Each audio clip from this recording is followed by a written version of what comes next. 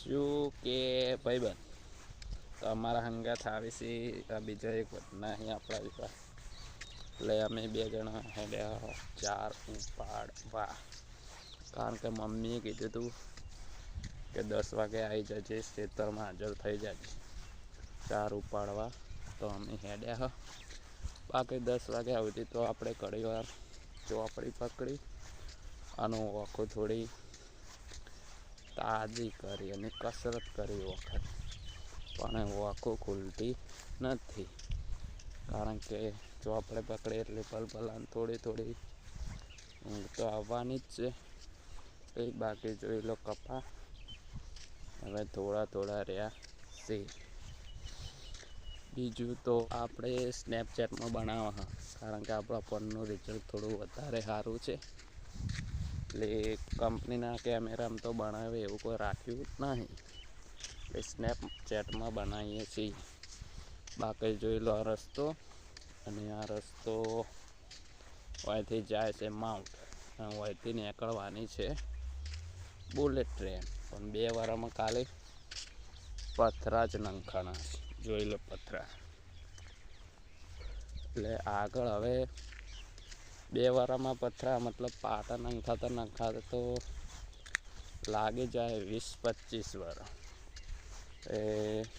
બીજું તો હવે તમે સમજી જ ગયા છો કે આ રસ્તો બનતો લાગશે 100-150 વાર બરાબર જોઈ લો રસ્તો ડાયરેક્ટ અહીંથી માઉન્ટ જાય એટલે જેને પીવાની ઈચ્છા હોય એ અહીંથી હાલથી જ નીકળી જાય બાકી આપણે બકચોદી કરતા આવી તો જશે ક્ષેત્રમાં જોઈ લો રેડ્યો પણ આ રેડ્યો આપણો નથી ખાલી પાણી આપણે આ લઈએ છીએ એટલે એનો પાક આવે છે આ માટે હોય મારા મમ્મીની લેવા આવ્યા છે સાર એટલે હું સારું પડવા આવ્યો છું બાકી સ્નેપચેટના ફિલ્ટરમાં તો આપણે લાવીએ છીએ ધોળા આવા તો ધોળા આપણે છે નહીં તો બી પણ આપણે લાગીએ છીએ ધોળા હવે આપણે ઉપાડવાની છે સાર તો બતાવી દઈએ આ ખેતરમાં કીધું હતું કે સાર ઉપાડવા આવજે પણ એ ખેતરમાં મારા મમ્મીની છે નહીં મતલબ હવે આગળ હશે એટલે આપણે ફરીથી 100-150 કિલોમીટર આગળ હેડવું પડશે જોઈ લો આજનું અમે પહેલાં 2 બતાવ્યો તો 10-15 દાડા પહેલાં ફરીથી પણ હવે તો મસ્ત થઈ ગયો છે એકદમ કાહરો જોઈ લો ઝૂમ કરીને બતાવી દઉં જોઈ લો કેટલા ઊંચા વધ્યા